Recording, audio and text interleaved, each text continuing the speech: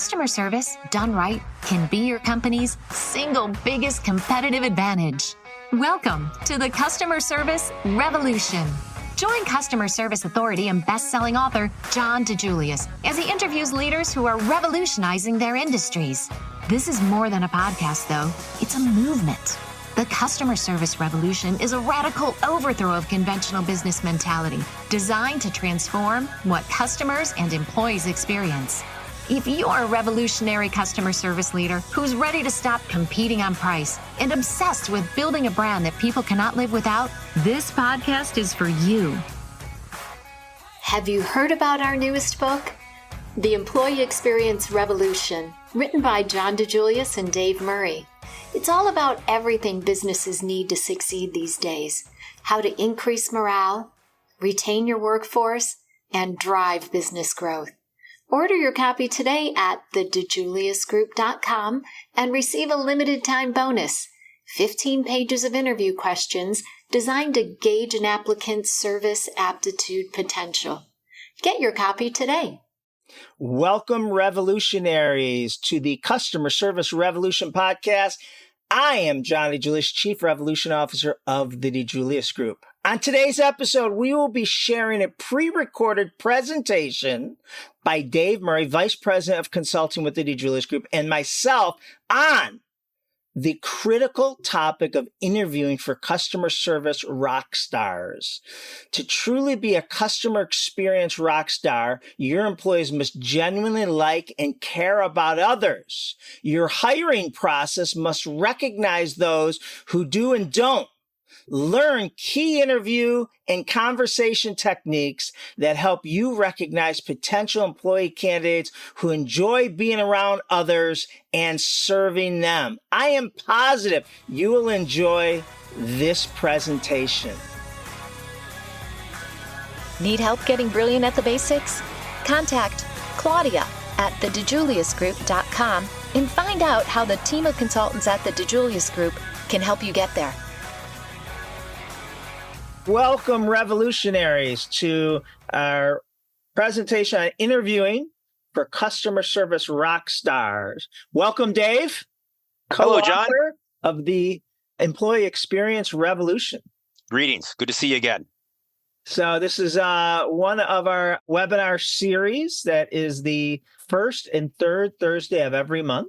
I'm excited about this, Dave. This is something we just recently created, and this is the first time I believe either of us are ever presenting on interview questions gauging for a candidate's service aptitude potential. Yeah, I'm excited about it as well. And thinking back to my career with the DeJulius Group, which is now in its 11th year, this is something we've been asked about quite a bit. And I feel as though over the years, we've kind of been able to help our clients with bits and pieces, right? Focus on this, like the engagement indicator that we're going to talk about in today's session, and some other tools that have come up along the way that we know help organizations really focus on a candidate's service aptitude.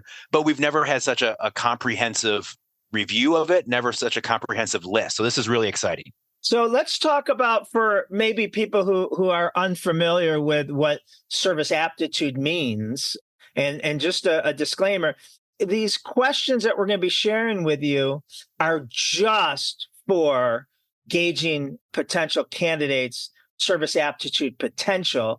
These aren't all the questions you should use. You don't even want to use all the questions we'll share with you, but these are some samples so you can tell if this person has the potential of delivering a great customer, client, patient experience. And it doesn't matter if they're frontline customer service reps or they're professionals, consultants, lawyers, doctors, whoever. This is just a gauge. But Dave, you want to tell our revolutionaries about what service aptitude really is? Absolutely. And it's really one of the cornerstones of our consulting practice. Service aptitude we define as a person's ability to recognize opportunities to meet and then exceed a customer's expectations regardless of the circumstances. And I always like to break that down into three categories, right? So first is do your team members have the understanding of what your basic needs are of your customers? Are they focused on that? Are they trying to deliver that every single time? Then we take it a step further in the definition and we say, do they have an understanding of what it looks like to exceed those expectations? Do they have a definition of what above and beyond looks like? They know that they have the permission to do so. We talk about this all the time, John, but one of the primary reasons that a team member will not go above and beyond for a customer is fear, right? They're afraid of getting in trouble. They're afraid of getting that slap on the wrist. So have we given them the options to follow? Have we given them kind of the guardrails of here's what you can do? Here's what it looks like to really surprise and delight a customer. And then the last part of this definition is regardless of the circumstances. And that means it doesn't really matter what's going on around us. It doesn't matter if it's... Well, it shouldn't matter, right? Yeah. Right. It shouldn't matter if it's a Friday and it's our busiest day and 2 people called in sick, right? We don't mail in the experience that day because we're just too busy, right? Yeah. It's always a focus of ours, regardless of all those things that are going on in the world around us. So this is where we start with a lot of our sessions, making sure that people understand this. And so what we're talking about today is how do you find people that have that in them, right? They're already ahead of the game when it comes to service aptitude. Maybe they've gotten it somewhere else. Maybe they have some of it in them innately, but it's really something that's important. And what we have found in our consulting business is this is the number one thing that CEOs get wrong, right? And organizations fall into this trap all the time. They hire someone they think is a great employee. They're excited to have them on board. And they kind of just assume that you bring those great customer service skills with you. And we all know what happens when we assume, right? And hope. Hope is not a strategy.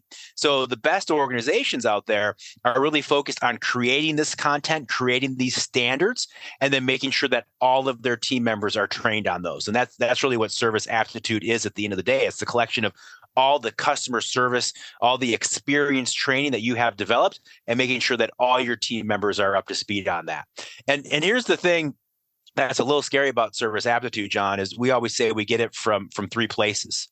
The first place we get it is just kind of how you grew up, those experiences you had when maybe you were a youngster and going on trips on spring break or whatever the case may be, and whether you stayed at a fancy resort or a motel, it starts to give you a different definition of service aptitude. But the second place that service aptitude comes from, and we always say it's the scariest place, our previous work experiences. Because here's the thing.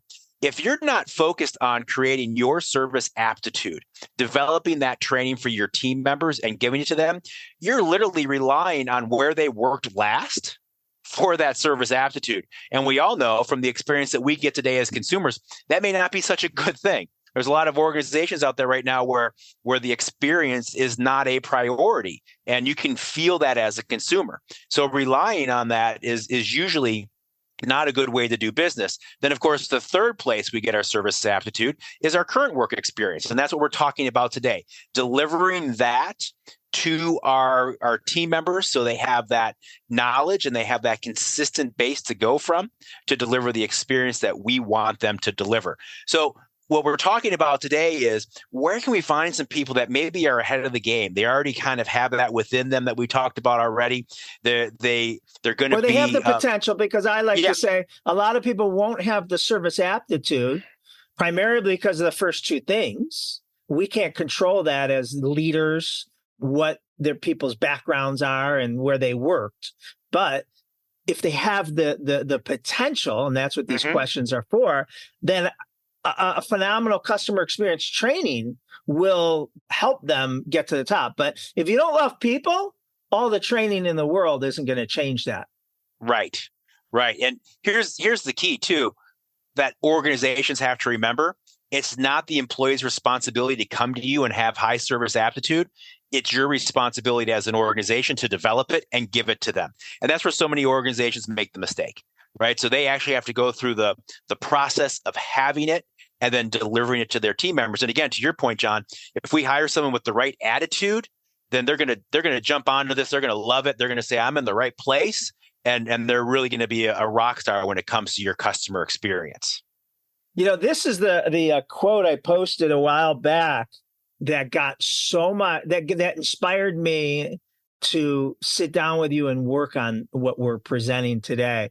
So I post quotes several times a day on LinkedIn and all this. And this got so much feedback. And as you can see, it says, to be truly a customer experience rock star, your employees must genuinely like and care about others. And your hiring process must recognize those who do and don't. And so the feedback, stars and likes and loves. But then I had some people say, that's all great. Can you tell us how? Like, how do we know that, in our interview process, if someone genuinely likes others? And as we are going to talk about on our next webinar is the recruitment experience. And this is part of it. But this, is what came out, is to create this to help people have those questions so you can truly find out and they aren't just, gaming the interview process. So, your goal as a leader, or HR or director of hiring, whatever it is, your goal is to find candidates who are happy, kind, caring, empathetic, friendly, positive, optimistic, grateful, and genuinely like others. That's a lot. It is. And again, all those things, I don't think a lot of those things you can train. I can't train someone to be, positive. We can't train them. I think you can definitely train on empathy. Mm-hmm. But the optimism, happy, and Arnie Mulham, our friend from Better Book Club, always says it, and it sounds so silly, but it's so true. He says, if you want happy employee, what did he say? I'm going to screw it up. But if you want happy employees, hire happy people. Right. And then obviously the culture has to be right. So the questions, these questions a sample of these questions that you're about to see were designed to elicit responses that reveal the candidate's approach to customer service, customer experience, problem-solving abilities, and how they will interact with customers and teammates, obviously, which is critical. I love this quote: hire for the soul and train for the role. I've also tweaked that: hire for the heart and train for the part, right? I like that. I like that. It reminds me too, John, we talk a lot when we talk about service aptitude of hire for attitude. You can train that aptitude, right? You can train the hard skill function of the job if you have the right person in place. And I think what we're talking about here really, really speaks to the attitude. I'm happy, I'm positive. And so there's so many great things with these quotes, but it's so true. Yeah. So a little disclaimer here, which is very important. Please note that the interview questions provided here are designed to assist with evaluating candidates' qualifications, skills, and experience in a manner consistent with fair hiring practice and compliant with federal, state, and local employment laws. This disclaimer is provided for guidance and does not constitute legal advice. Interviewers should consult with the Human Resource Department and or legal counsel if in doubt about the appropriateness of an interview question and topic.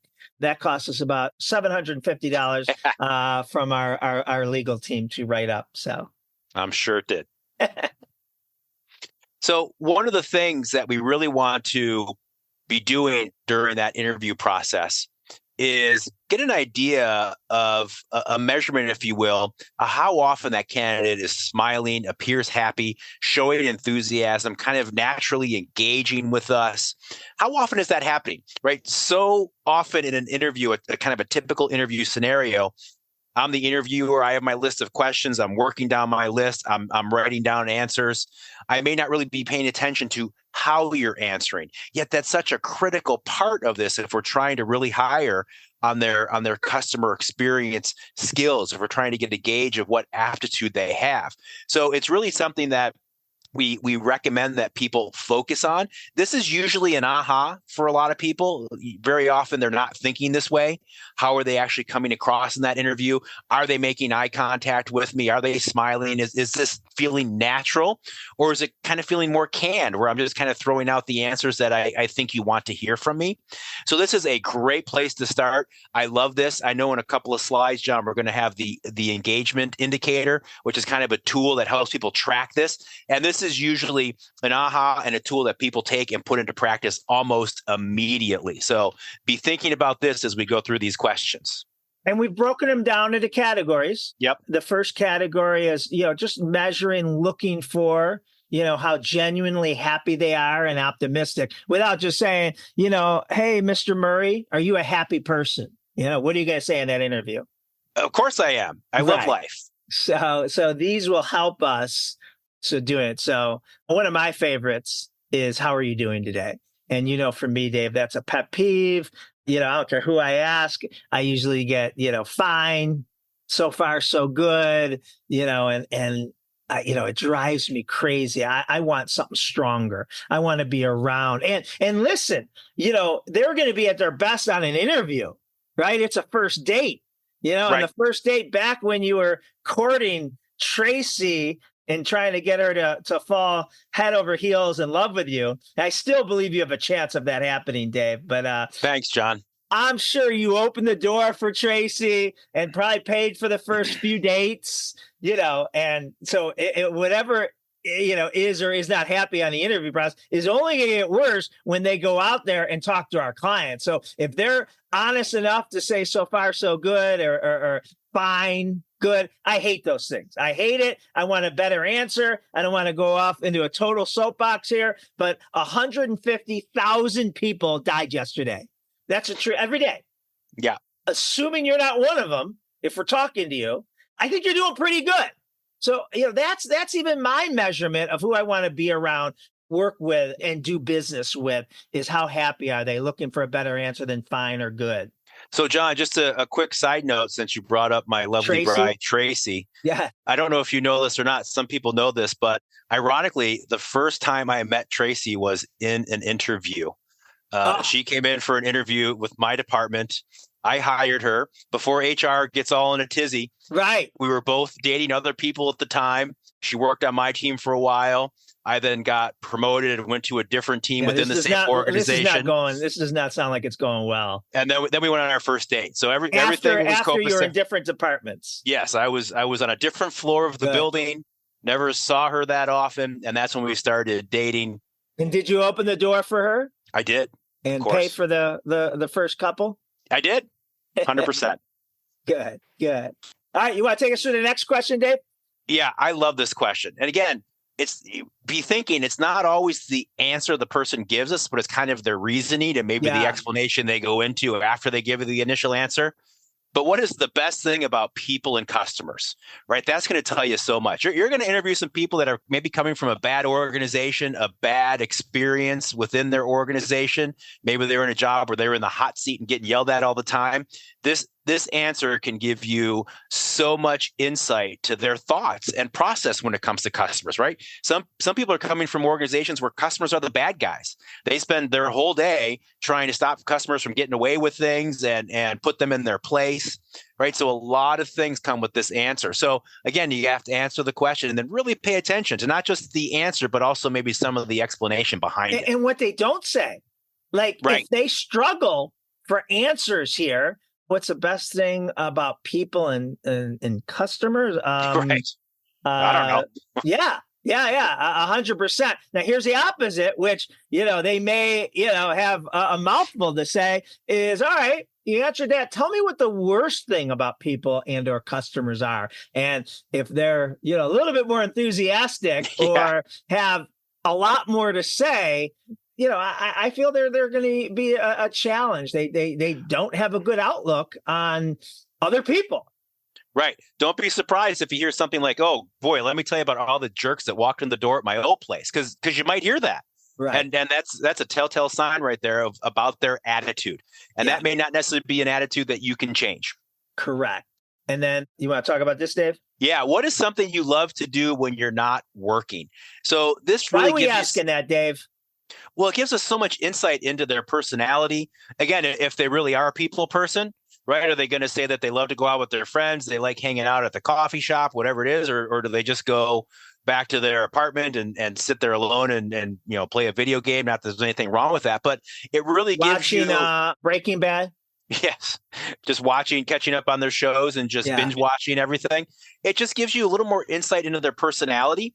not to say that a person who might be a little more shy isn't a great people person, but people that like to be with people are great people, right? So we know that they're a little ahead of the game there. So how they answer that gives you a little more insight into their personality and how they interact with folks. Well, two things, I'm looking for there is, like you said, hey, is one of the things is they like to be around other people. But the other thing is, I don't care if they're talking about Breaking Bad or whatever their favorite thing to do is on their free time, but are they showing enthusiasm? I mean, if we've just got you to talk about your favorite thing to do, with your free time, and you aren't showing enthusiasm, what are you going to show enthusiasm for? You're just not an enthusiastic person. And again, this doesn't mean the wrong answer or there's no wrong answer, let's say, but the answer that you were hoping for, they didn't give, doesn't mean that it just means maybe a customer facing role isn't for them. Maybe they could be talented, but we just want to limit the interactions with other humans. And that's a great point, John, for these questions. Really, all the questions we're going to talk about today. I know we're going to talk about the engagement indicator in a minute here. And I always like to remind people during that, this isn't a knockout, right? It doesn't mean that this person isn't right for your organization, but maybe not the role that you're thinking of right now. If it's a customer-facing role where that's 90% or more of the responsibility, maybe they're not the right person for that role. Maybe they're great for somewhere else in the organization. But yeah, just something to think about. It doesn't necessarily mean it's a knockout for the company, but maybe a knockout for that type of role.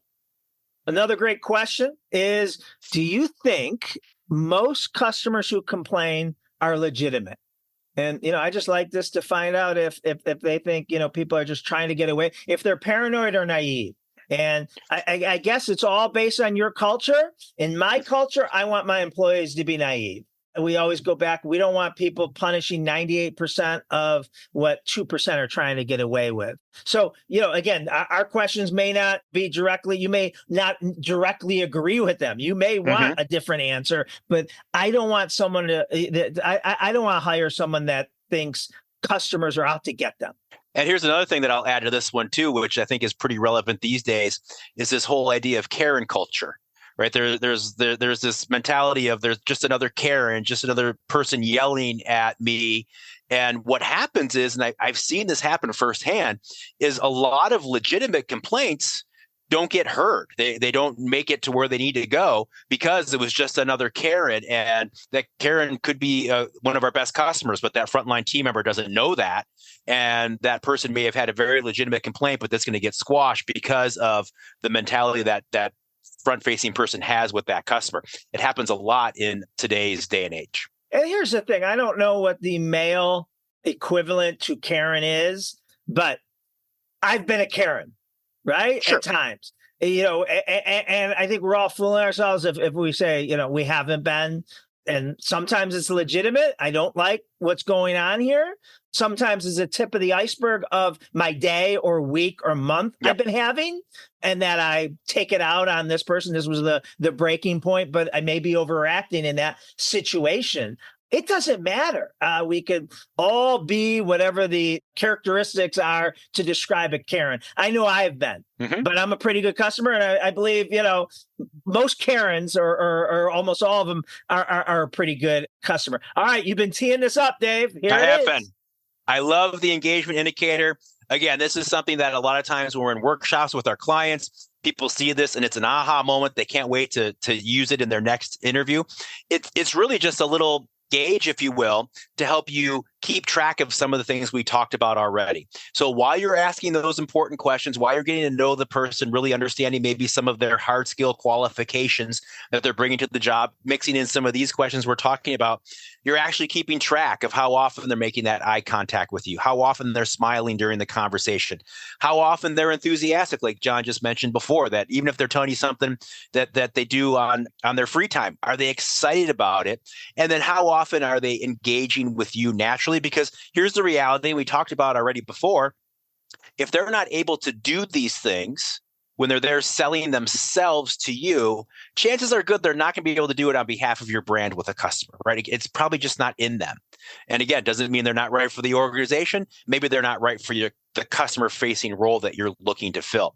So I love this because it just helps helps you keep track and helps act as a reminder as you're working down your list of questions to be focused on these things as well. I can't stress enough, though, do not do this. Do not roll this out unless you are 100% sure your interviewer is doing these.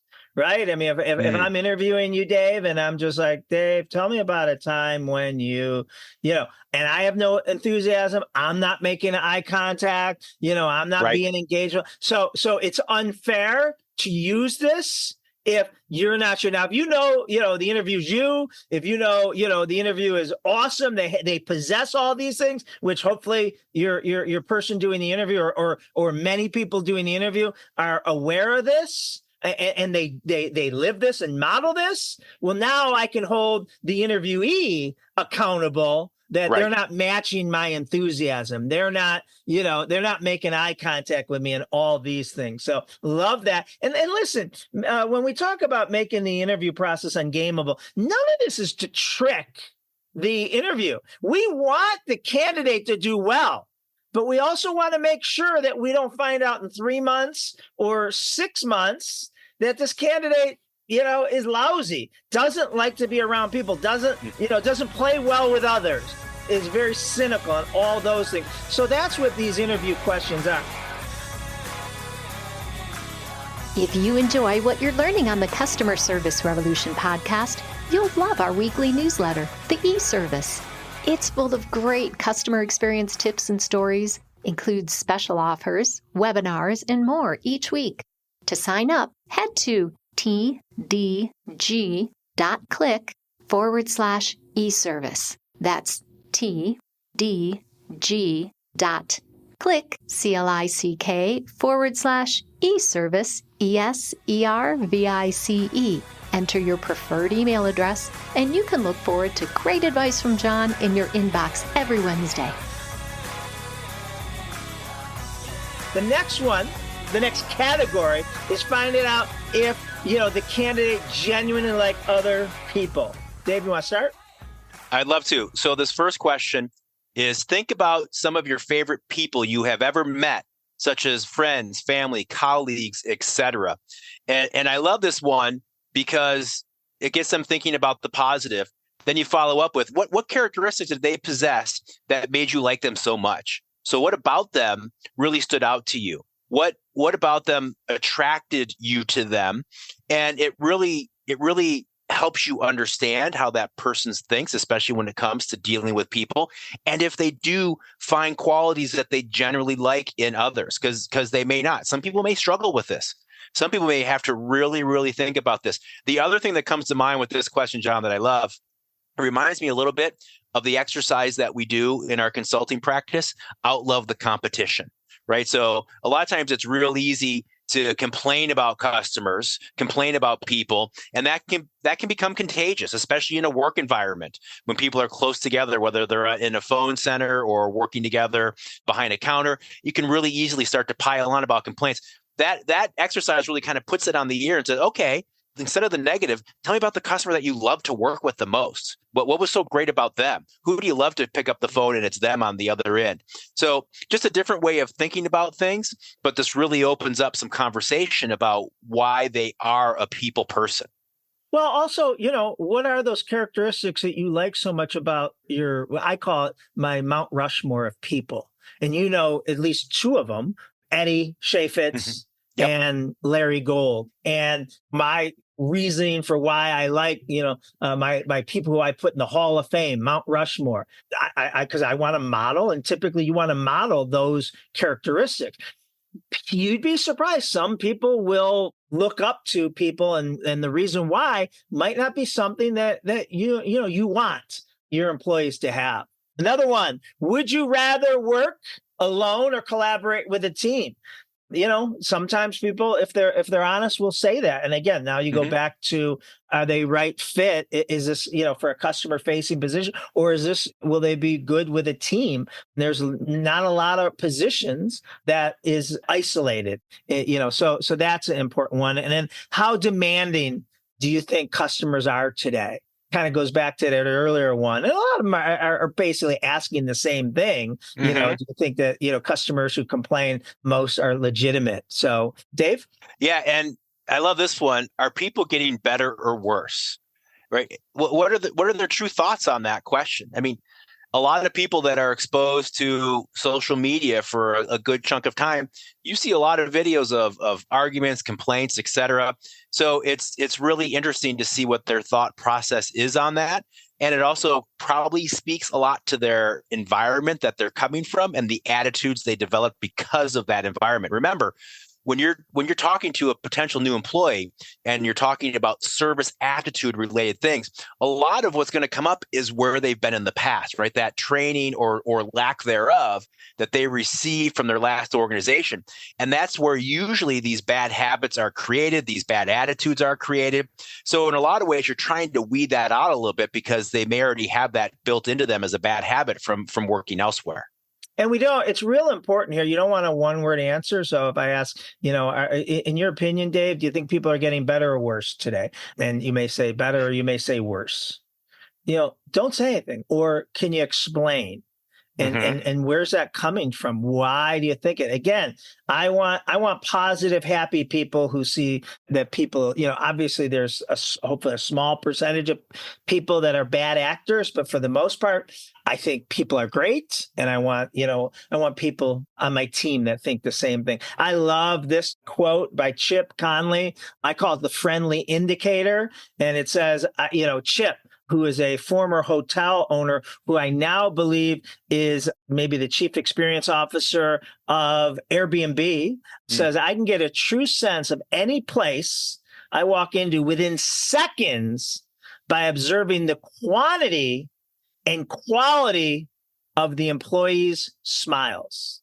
My emotional antenna could pick up whether they are genuine or just a mask. And that kind of goes back to your engagement indicator. Are they, I'm smiling at you and, are you serious? Are you, and we do have to account for nervousness.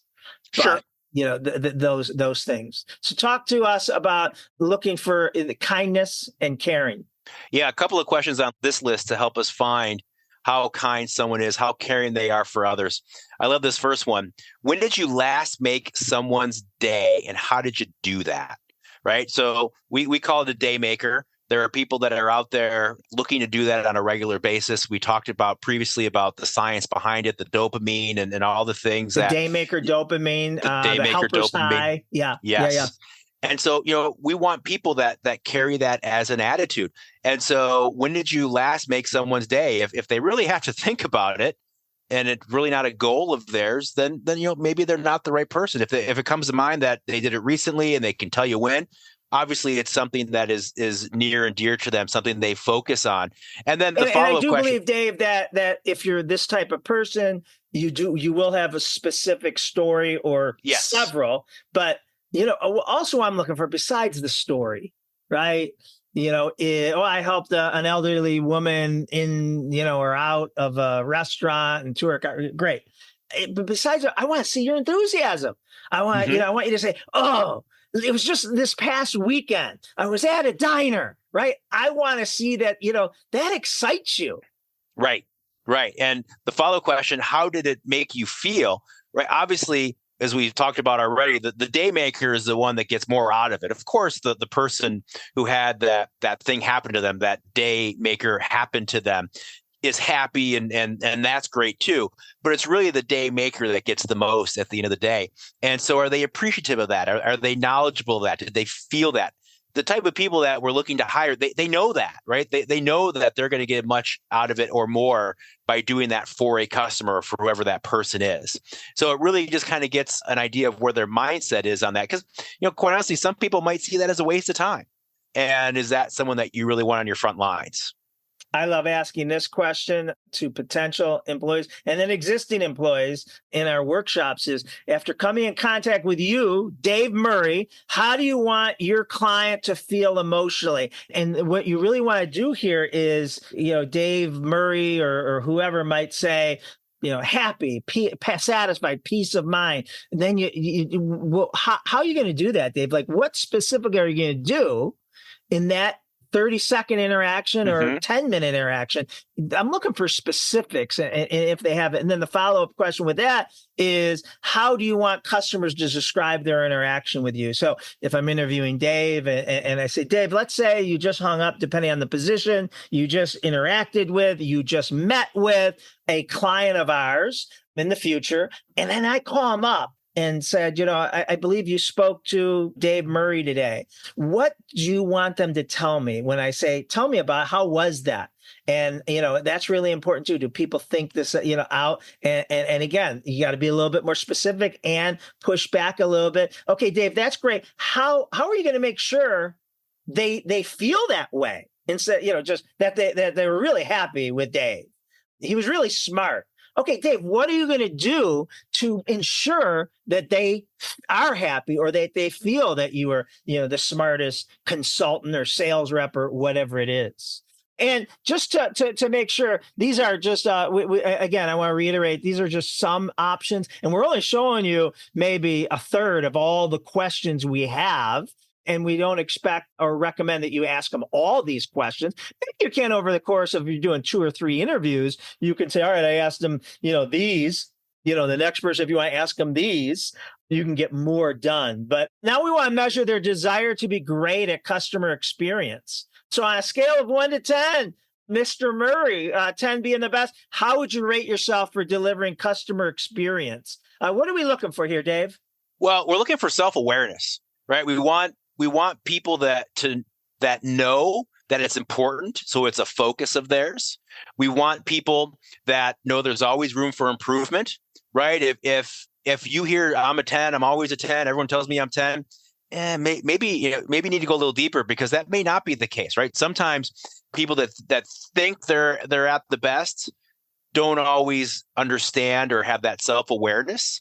And so we got to be a little careful with this one, because the people that instantly give themselves a 10 may not warrant that 10. People that are a little more critical and thoughtful about this one and talk about opportunities and ways to improve and don't think they know it all might be a better fit. But there's a lot of room for some additional questioning coming out of this answer.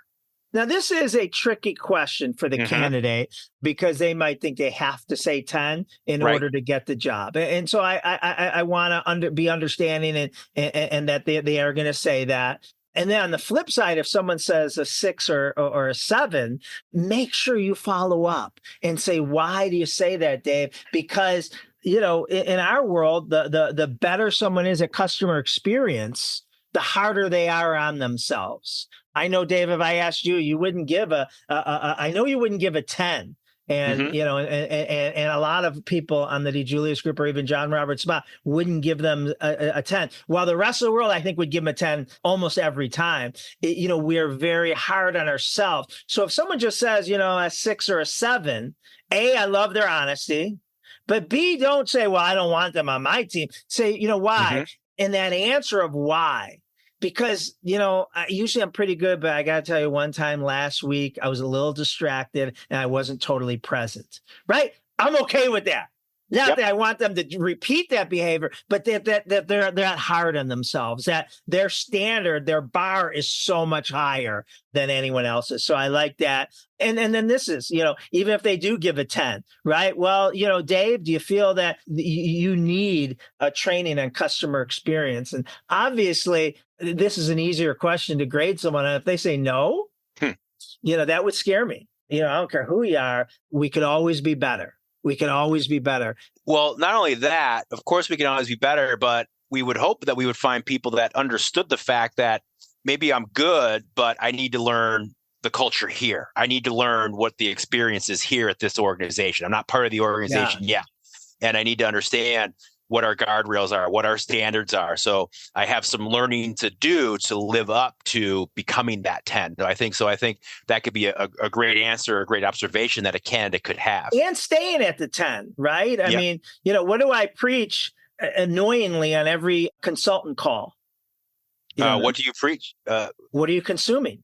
Oh, right. Staying at that 10. Yes, absolutely. Staying at that 10. What did you read, listen to, watch, this week that is going to make sure you are the smartest customer experience, employee experience consultant our clients will ever meet. So, Michael Jordan, during, his career was still practicing every day, even though he was the GOAT, right? So love this question. What does customer experience mean to you? And just, get a feeling for what they think customer experience, or you could use the word customer service, but that's really important. And this next one, I love this one. What do you know about our company's customer experience? So hopefully we're getting candidates that are doing a little research. Maybe they understand a little bit about the role, understand a little bit about the company.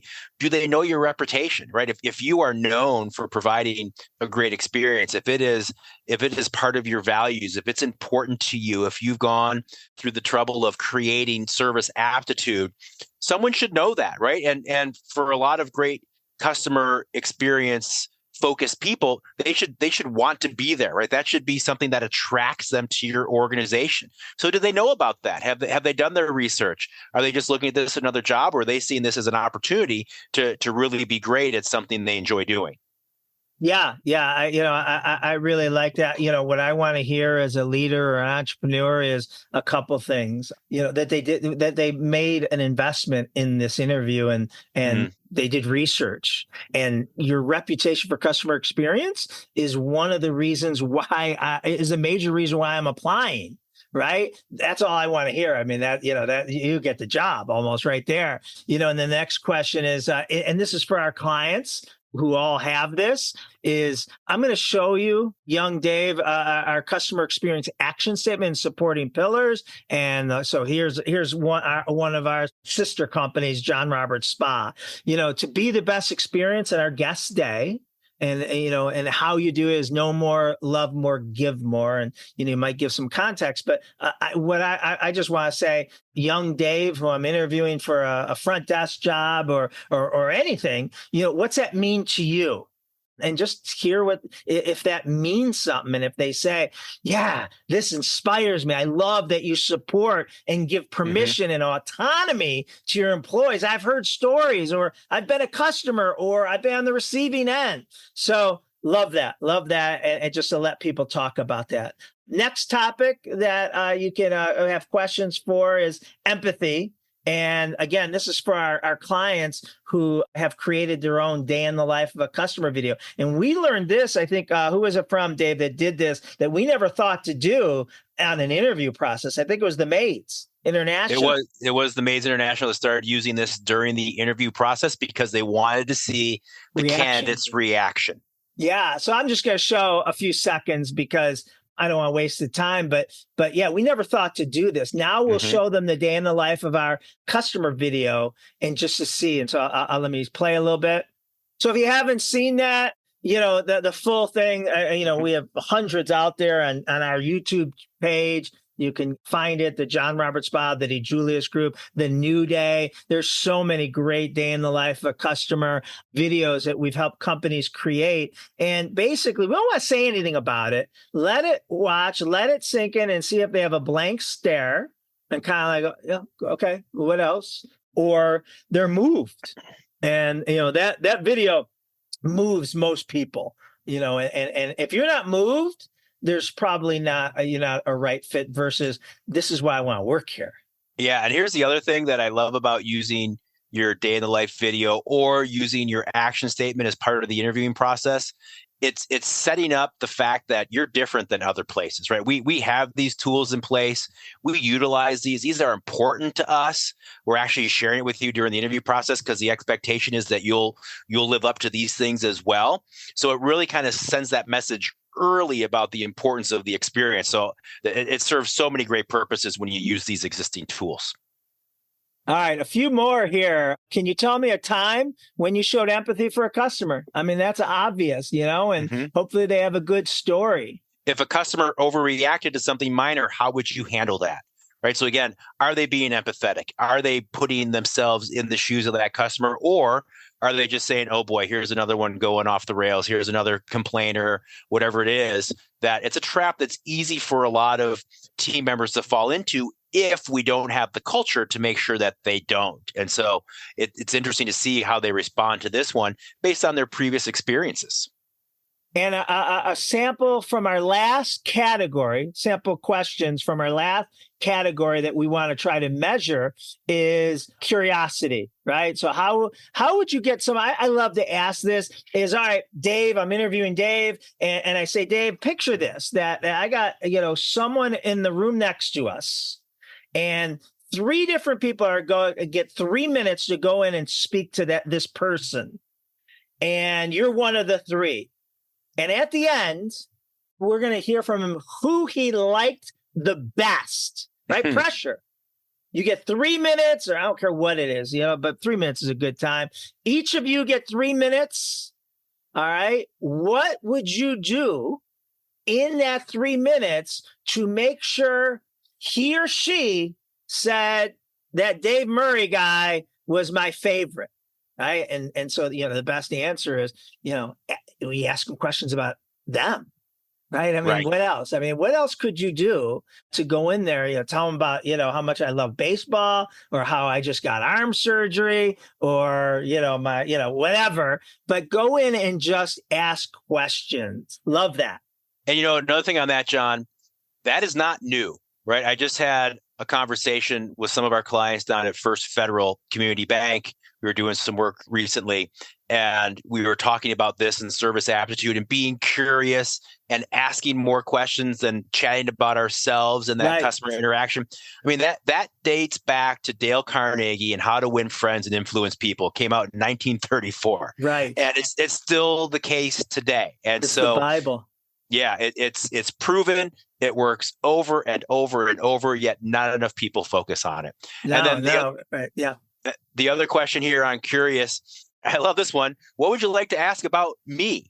Right. So if you're going down this path, and it's unlike a traditional interview where you're kind of going off from just the hard skill questions, just to job function questions, that should spur some questions from that interviewee, right? They should want to maybe know more about you, more about this place, because it seems interesting. It seems different. Hopefully it's piquing their curiosity, their excitement.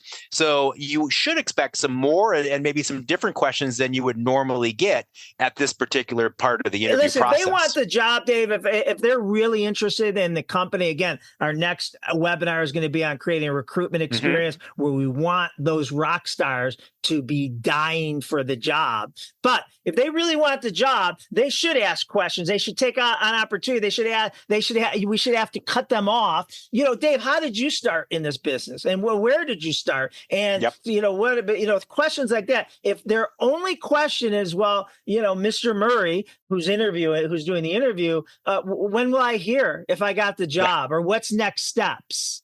If that's their only questions, they're not dying to work here. And They're not a curious person. They're not a genuinely curious person. All right. So that was just a sample of the questions. Shep Hyken, my buddy and customer service guru, says anyone on the front line who is ever going to interact with a customer needs to understand this awesome responsibility they have to be the one person representing the entire company at the moment, like the CEO of the moment. Love that. Yes. Let's wrap up this episode with my mantra of living an extraordinary life so countless others do. It's often said that our jobs don't define us, but our jobs and careers are a huge part of who we are. Work is a significant amount of time we spend alive every day. Every leader should realize that work needs to be rewarding in addition to the financial compensation an employee receives. As leaders, we need to build the type of company that helps employees be proud of the work they do, allow them to become their best selves, and have an opportunity to live their best lives. Thank you for joining me on the Customer Service Revolution podcast.